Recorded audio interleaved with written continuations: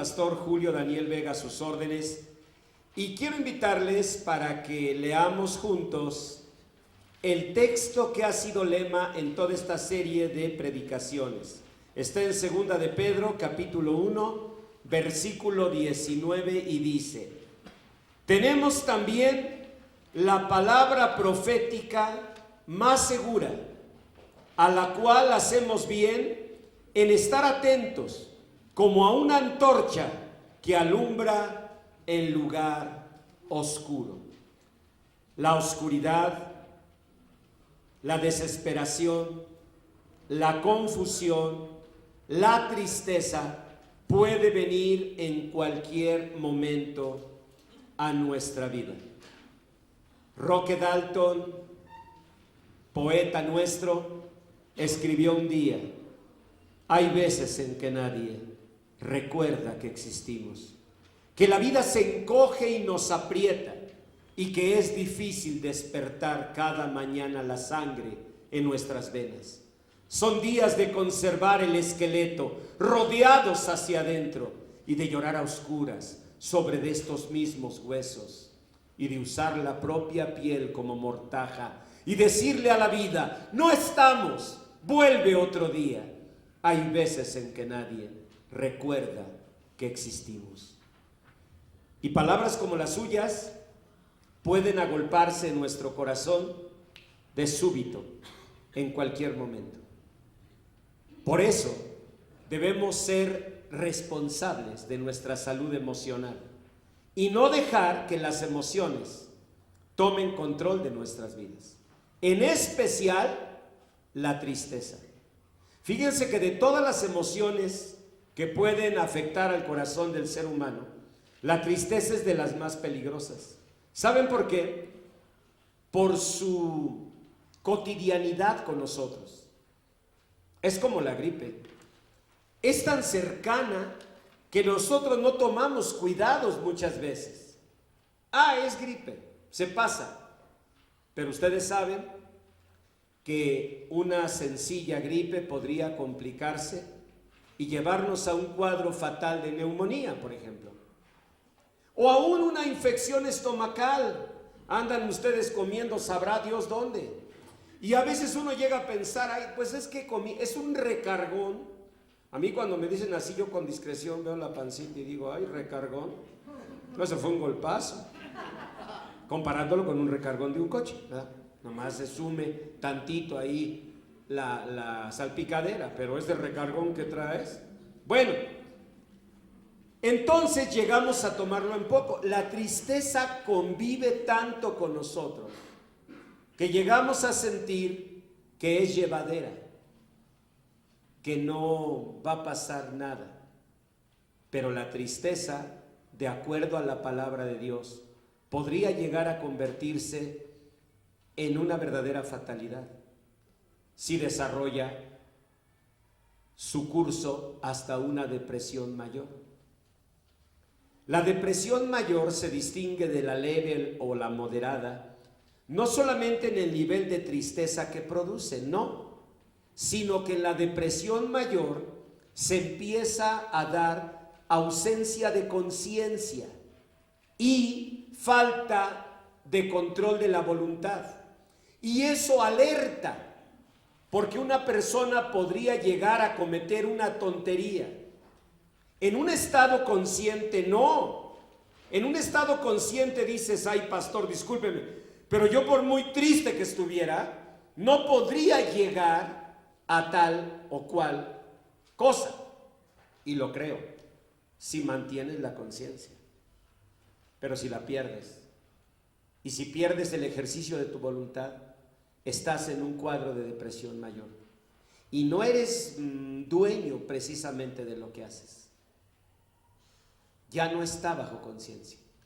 Y podría llegar a cometer algo muy, muy lamentable. Debemos cuidar nuestras emociones. Debemos ser responsables de ellas. Debemos, por tanto, pues escuchar a los sabios. Miren, a mí me llama la atención que los griegos, cuando hablaban de la tristeza, no tenían una palabra común. Si tú le decías a un griego, ¿qué piensan ustedes de la tristeza? El griego te respondería, de la tristeza le llamamos Esis. Es la diosa de la tristeza, del infortunio. No me digas, sí. ¿Y sabes quién es su hermano? Tánatos, la muerte. Y tiene otro hermano, el negro Erebo, el infierno. De hecho, Esis nació de la noche. Eso nos diría un griego. Ahora, yo sé que son mitologías, pero hablan de la gravedad que los griegos veían en estados emocionales. Hablan de la diferencia con nosotros, que tomamos nuestra tristeza o melancolía hasta con cierto estilo. Neruda, nuestro Pablo, para escribir sus poemas tan hondos, puedo escribir los versos más tristes. Esta noche siempre escribía con tinta verde para generarle sensaciones de nostalgia. Nuestro García Márquez quitaba el calzado de sus pies para sentir el frío y generar dolor, tristeza en su alma. Y siempre ponía flores amarillas naturales en su escritorio, que cambiaban siempre para que el escritor tuviera la inspiración. Bueno, han sido personas que han vivido haciendo eso, toreando a un sentimiento, a una emoción que no es tan cotidiana, que no es tan pequeña, que no es tan inofensiva.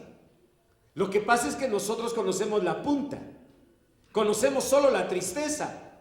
Es como alguien que me dijera, pastor, yo siento tristeza, ¿y qué cree? Que hay momentos que hasta como que la disfruto.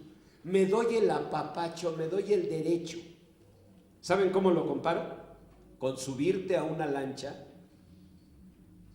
en el mar y dejar que el mar te mezca en su orilla.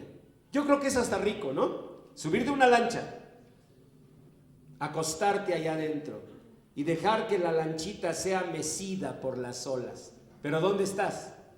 En la orilla. Pero hay un riesgo, que sin darte cuenta, la lanchita sea llevada mar adentro. Y entonces el oleaje pone en riesgo tu vida. Y si la lanchita es llevada ya en un mar en picada, en cualquier momento naufraga tu barca y el mar te devora. Así devora la tristeza a las personas. Y las personas no siempre lo advertimos. Y las personas que están a nuestro alrededor no siempre lo creen. Jamás debemos desoír a un ser querido que nos cuenta que está viviendo tristeza, soledad, dolor. Nunca. No debemos ir al recurso fácil de, no, yo creo que lo puede manejar. Ay, también es bien exagerada, pastor, ni se preocupe. Siempre mi mamá ha sido así. Ay, mi hermana, es la zarzamora, llora que llora.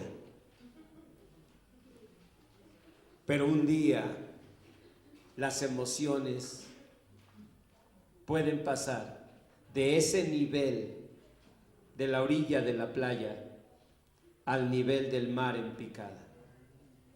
Y la persona puede llegar a un acto que uno, ya no es totalmente voluntario, y dos, ya no responde a una conciencia de realidad. Y quieren que lo veamos en la Biblia. Miren, como una persona dedicada a la salud mental, siempre me ha impresionado la belleza, la maravilla y el poder de la palabra de Dios. ¿Saben por qué? Porque el hombre tardó siglos para hablar de cosas que Dios desde el Deuteronomio ya nos decía. Lean en Deuteronomio 28. Aquí está la descripción mejor del proceso que vive la tristeza en su camino al mar embravecido de una depresión mayor. Dice el Señor en Deuteronomio 28:65: y ni aún entre estas naciones descansarás, ni la planta de tu pie tendrá reposo, pues allí te dará el Señor: 1, corazón temeroso; 2, desfallecimiento de ojos; y 3, tristeza de alma. Vamos a explicar. Cuando la tristeza deja de ser una emoción llevadera y se convierte en depresión, es porque, como dice la palabra, hay un desfallecimiento de ojos. Esta es una forma poética, metafórica, de hablar de la pérdida de conciencia de la realidad. Desfallecen tus ojos. En otras palabras, en palabras técnicas de la ciencia moderna, tienes pérdida de la conciencia de la realidad. Cuando nosotros sabemos de una persona que llegó a una acción fatal, lo primero que preguntamos es: ¿cómo podría alguien llegar a una situación así? Pero sépanlo, eso no es bajo conciencia de realidad. La tristeza puede haber llegado tan hondo que hubo un desfallecimiento de ojos. Ese desfallecimiento de ojos técnicamente se llama pérdida de conciencia de la realidad. Y además a un corazón temeroso que hizo que la voluntad dejara de estar bajo control. Por eso nunca debemos juzgar a quienes eso hacen, pero tampoco dejar de estar alertas. La tristeza puede llevar al desfallecimiento de ojos, a que te envuelvan tanto las emociones, el dolor, que empieces a dejar de ver la realidad. Yo no imagino en mi vida personal cómo podría en un momento de mi vida nublarse todo de tal manera que dejara de ver tantas bendiciones que me ha dado el Señor. ¿Pero por qué lo pienso así? Porque por su gracia y misericordia mi mente está sana y tengo conciencia de realidad y tengo control de mi voluntad. Pero si yo permito que la tristeza inunde mi alma, puede empezar el desfallecimiento de ojos. ¿Qué quiere decir? Empiezas a dejar de ser consciente de la realidad. Empiezas a dejar de ser consciente de todas las bendiciones que te rodean. Te vas sintiendo desprovisto de todo. Y eso puede llegar a una acción fatal. Dios dice en su palabra que nosotros, dice el verso 66, podemos llegar a tener nuestra vida como algo que pende delante de ti. Algo que pende, en palabras de nuestro español chilango, sería algo que cuelga. Casi no usamos en la palabra pende, pero eso quiere decir cuelga. Empiezas a ver tu vida como algo que cuelga, como algo frágil, como algo que se mece, que no es firme. Y esa sensación es la que provoca la desesperación, la angustia y en muchos casos lamentables, una decisión fatal. Vean cómo Dios desde entonces hablaba de este proceso. Estarás temeroso de noche y de día y no tendrás seguridad de tu vida.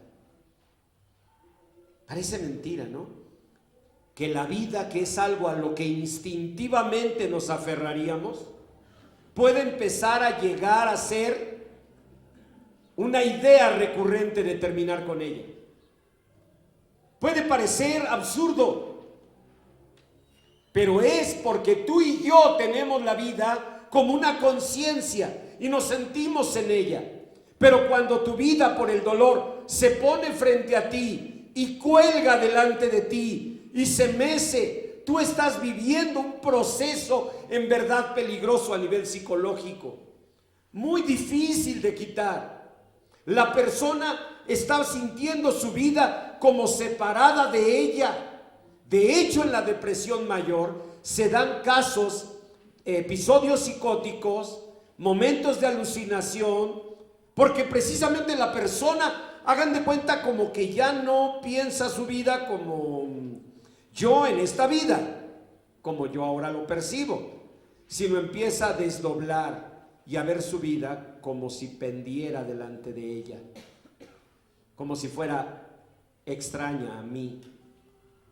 Ay, pastor, no sé, a veces haga de cuenta que veo mi vida. ¿Han oído esa expresión? Veo mi vida. Ahí empieza un proceso muy peligroso. Y el Señor nos dice qué debemos hacer. En el Salmo 31, el rey David, cuando pasaba momentos así, él clamaba a Dios. El problema es que nosotros a veces pensamos, yo lo puedo llevar, pastor.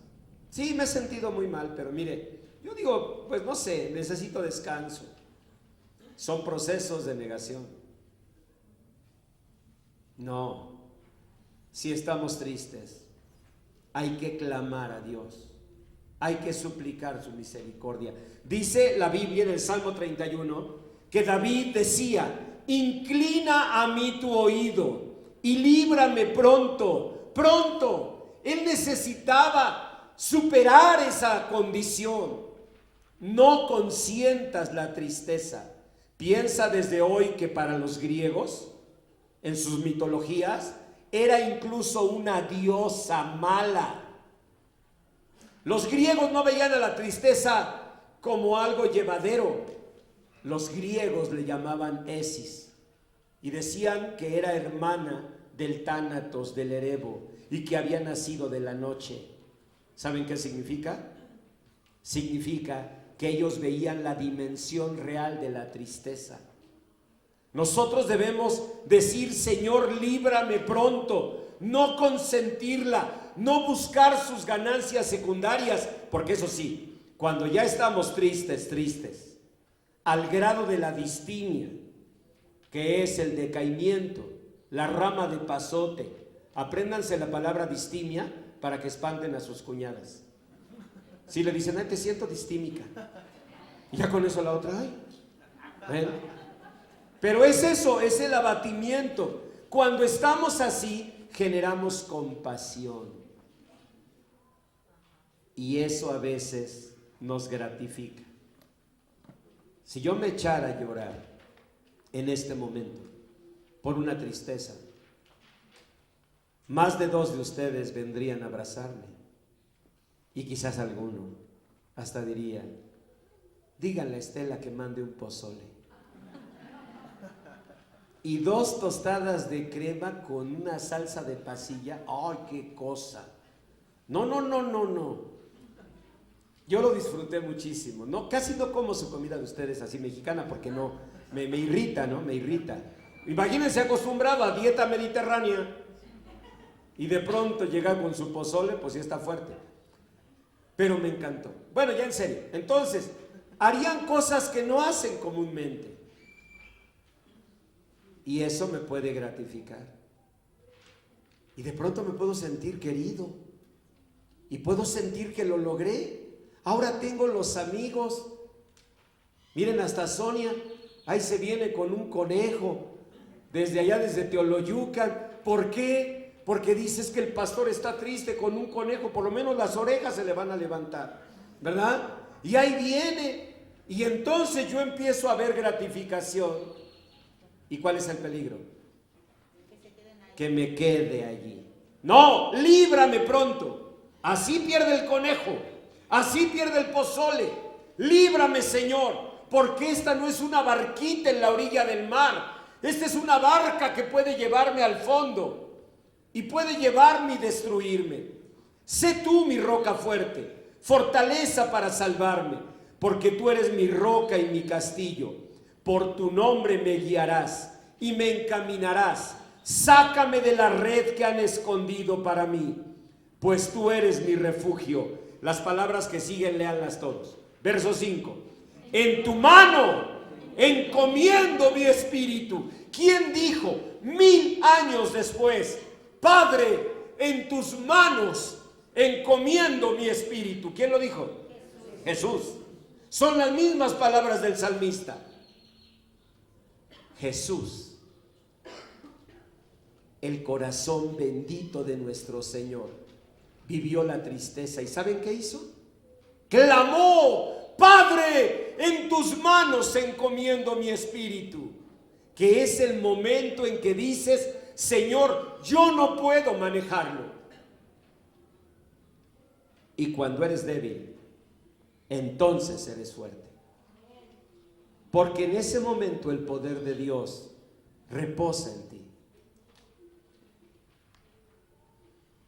Cuando nosotros no aceptamos esa condición, estorbamos la obra de Dios.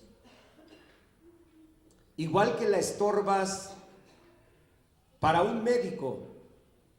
Si tú te automedicas, si tú te das tus propios tés, hay de varios. A mí me gusta el de gordolobo, porque un gordo pues debe apreciar a otro gordo.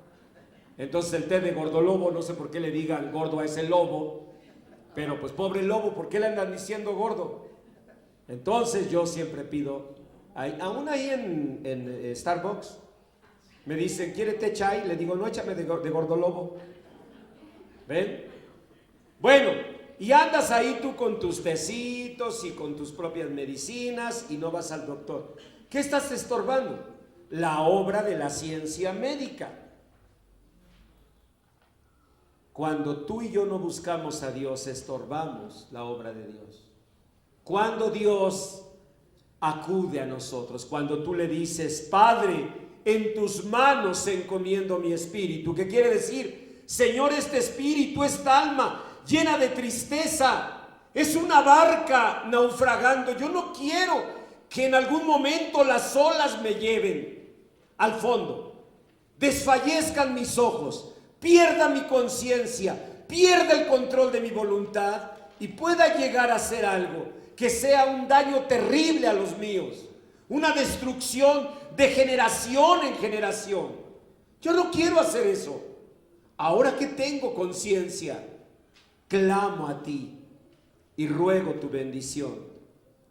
¿Y qué dice el verso 7? Me gozaré y alegraré en tu misericordia. Hermanos, tenemos que alegrarnos. ¿Está alguno triste? Cante alabanzas. Debemos movernos a escenarios de bendición, romper la soledad, salir. Eso tenemos que hacer, tratar personas. Iba a decir cambiar de equipo, Isaac, pero no, sí, mantente chivita. El Señor te fortalezca.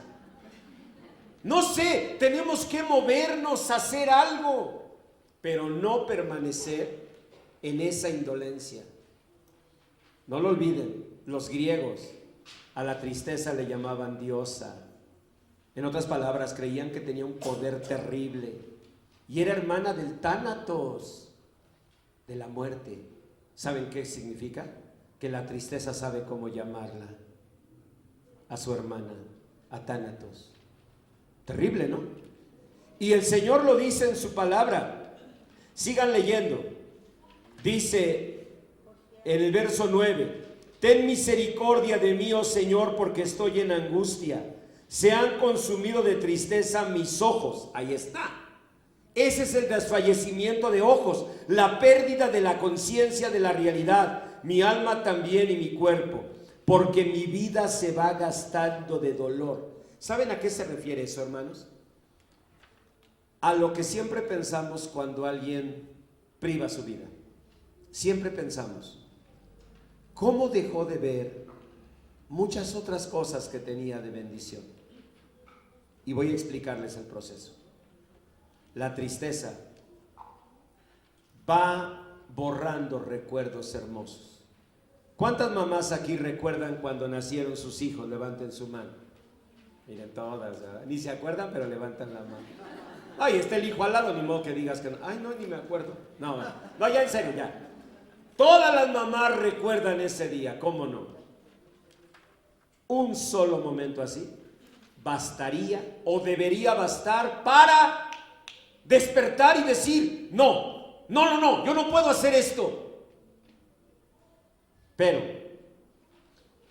la tristeza va desgastando la vida, va borrando recuerdos, nos va permitiendo no mirar más que el dolor. Eso lo dice el Señor en estas palabras. Deuteronomio 28, 67. Vuelvan a la lectura de Deuteronomio 28. Por la mañana dirás, ¿quién fuese la tarde? ¿Quién diera que fuese de tarde?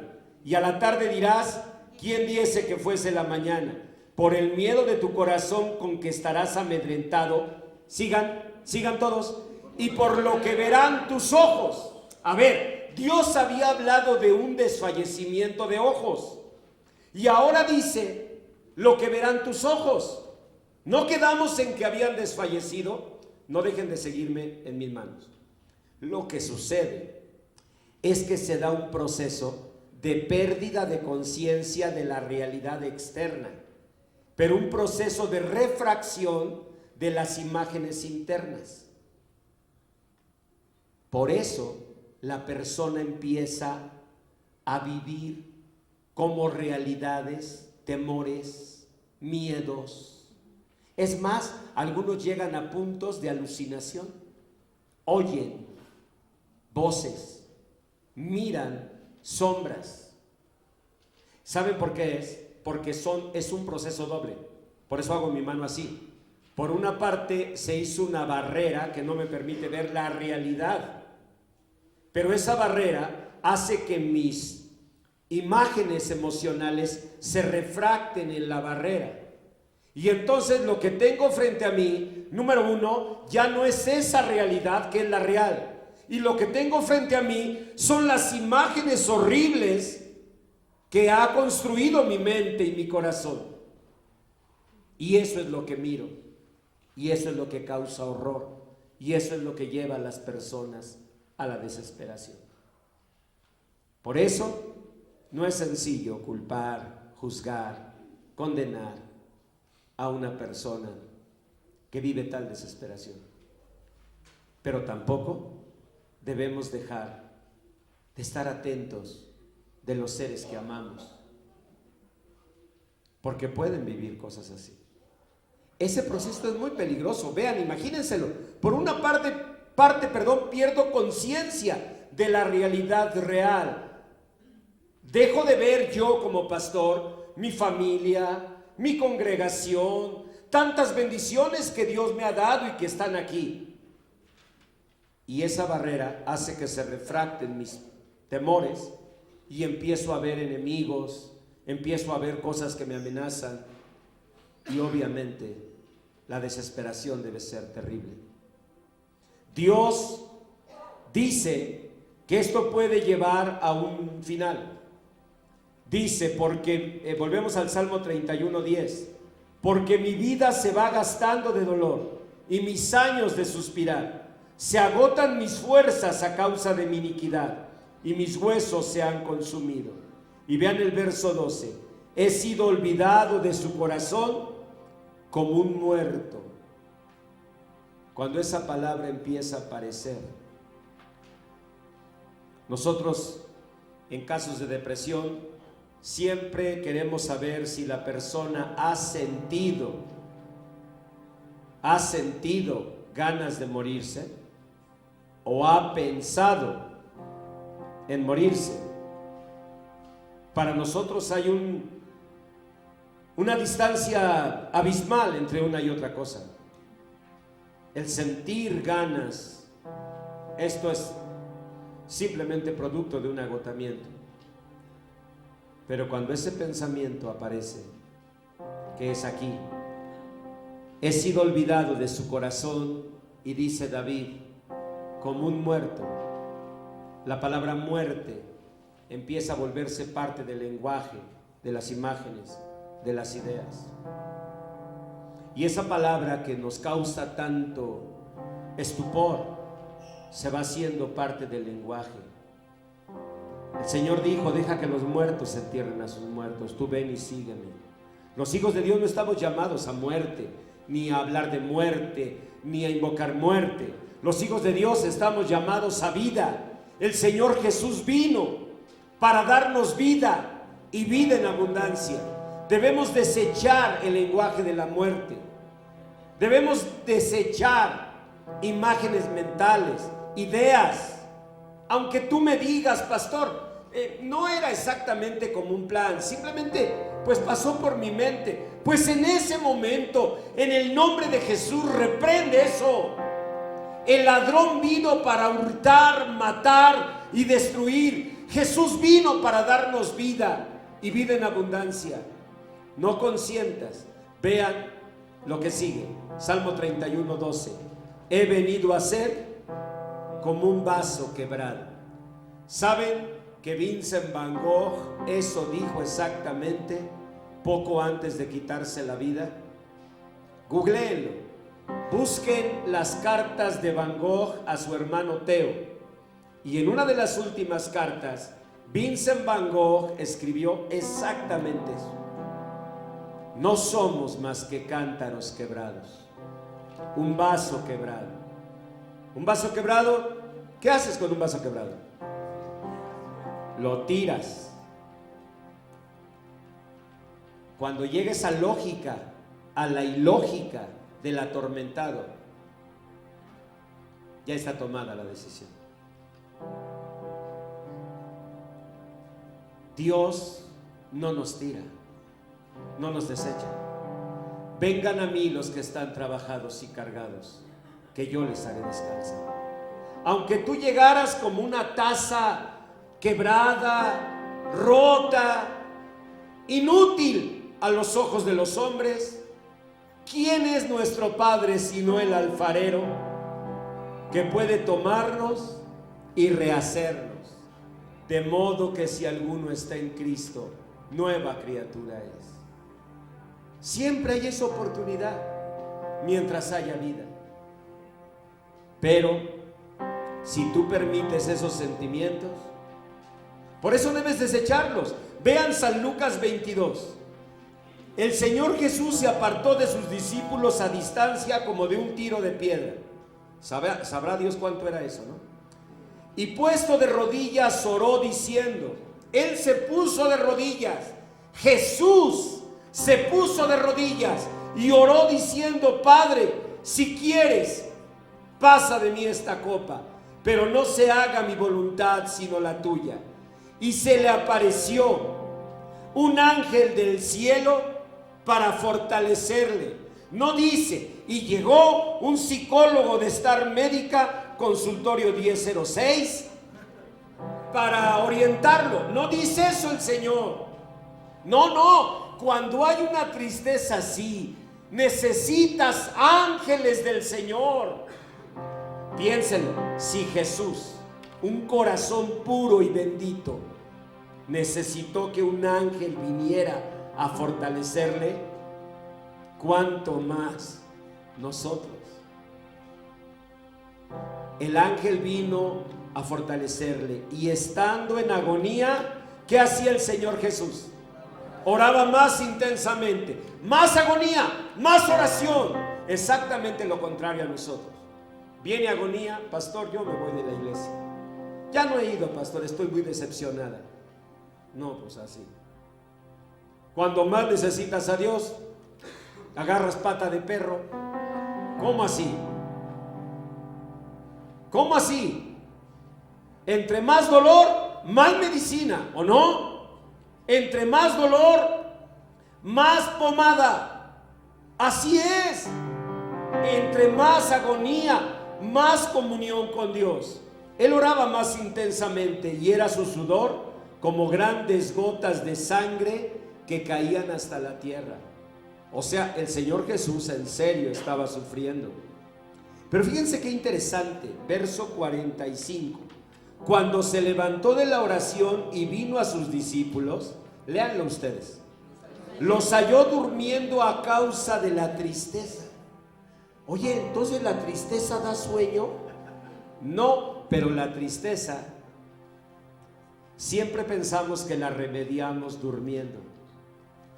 Hay una canción de Jesús Adrián Romero que dice, que no me pongas tono, quiero dormir cansado y no despertar jamás. Ah, no, no es de Jesús Adrián.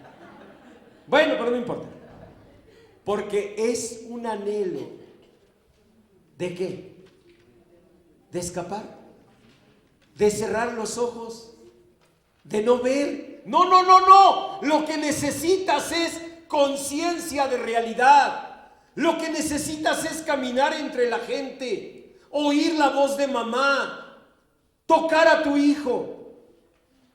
Porque la depresión mayor te está dando desfallecimiento de ojos y estás perdiendo conciencia de realidad. ¿No te me duermes? No, pues ¿cómo así? ¿Qué hizo el Señor?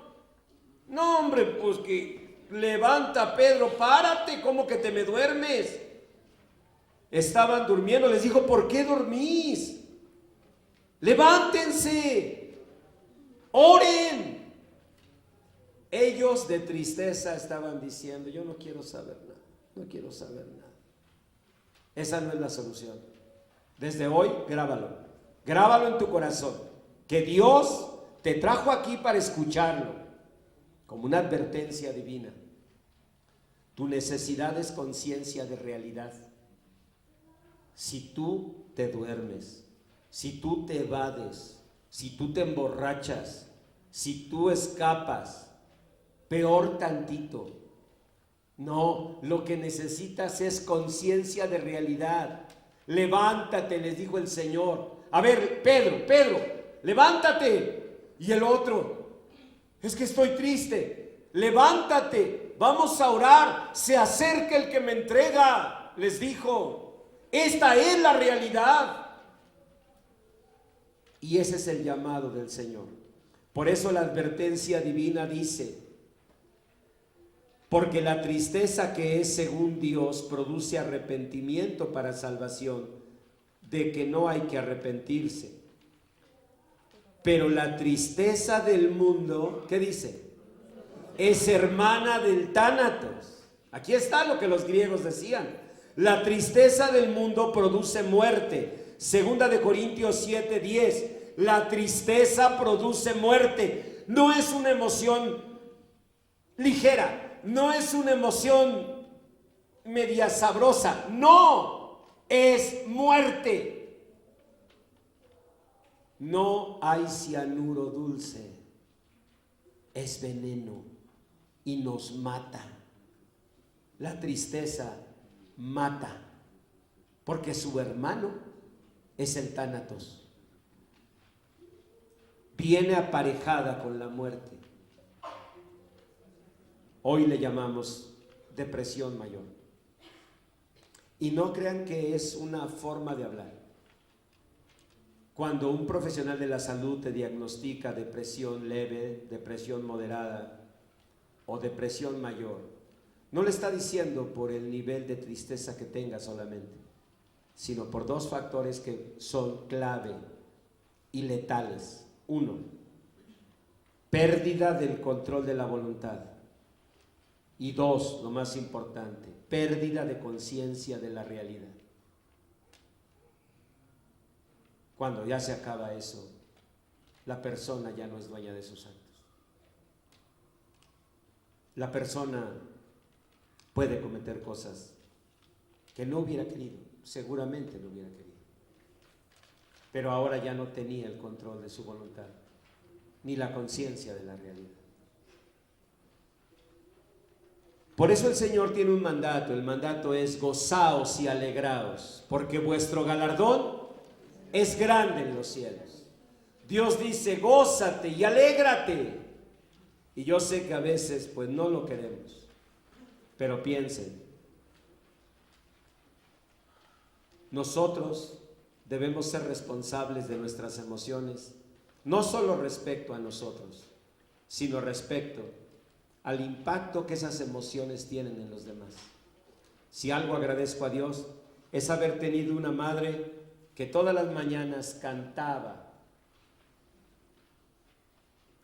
Había un programa de radio que se llamaba Amanecer Ranchero y mi mamá lo oía.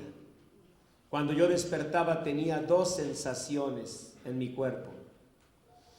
En mi olfato, café con canela, y en mi oído, la voz de mi mamá cantando: la humareda de mi cacharrito ya se extiende por todo el trigal. Y para mí significaba: canta, hijo. Estamos en pobreza y necesidad, pero nada vamos a resolver con cara de perro empachado. Mejor canta, alégrate. Y eso era para mí una bendición. Ustedes y yo transmitimos un impacto emocional a los que amamos. Hay dos cosas por hacer hoy. Uno, acercarnos a los que amamos. Nunca los desoigan, nunca lo tomen en poco, nunca digan: yo creo que lo maneja. Nunca digan: ay, se le va a pasar, ay, así es mi cuñada. No, la persona puede estar viviendo situaciones que están perdiendo el control. La barca ya no está en la orilla de la playa, ya no se mece dulcemente, ahora está quizás muy allá en el fondo, en un mar en picada. Hay que acercarnos a los que amamos. Y dos, si nosotros lo estamos viviendo, ahora que tenemos conciencia y que gracias a Dios tenemos salud, cuidemos nuestra salud emocional. Es un tesoro de Dios, es una bendición. Seamos responsables y clamemos a Dios y decir: Señor, no, yo no quiero eso, yo no quiero una destrucción, no quiero un dolor así en los míos. Yo quiero estar bien, disfrutar las bendiciones que me das. No permitas que mis ojos desfallezcan, que deje de ver tantas bendiciones, que deje de ver tanto que Dios ha hecho en mi vida, y que esa tristeza que está focalizada, que es un punto, iba a decir un punto negro, pero yo ando en defensa de los prietos, vamos a decir es un punto morado. ¿No hay morados aquí? No, no hay morados. Entonces es un punto morado, que ese punto morado no empiece a crecer y a hacer que veamos todo morado, que es lo que produce la depresión mayor. Y entonces ya no hay conciencia de la realidad, de todo eso que Dios nos ha dado. Hay que hacer siempre un recuento y agradecerle a Dios y decir: Señor, a lo mejor estoy en un problemón y en una tristeza muy grande, pero eso no nubla todas las bendiciones que me has dado y tantas maravillas que tengo en mi vida, tantas bendiciones. Vamos a orar. Padre, gracias por tu palabra, gracias por el privilegio de haber recibido de tu Espíritu Santo a través de tu palabra este mensaje. Señor Jesús, dile así: yo recibo tu palabra y te pido que vengas a mi corazón. Señor Jesús, yo te recibo como Señor y Salvador de mi vida. El ladrón vino para hurtar, matar y destruir, pero tú, Señor, viniste para darnos vida y vida en abundancia. Señor, trae vida, alegría, paz, gozo de tu Espíritu Santo a mi corazón. En el nombre de Jesús. Amén. Amén. Gloria a Dios.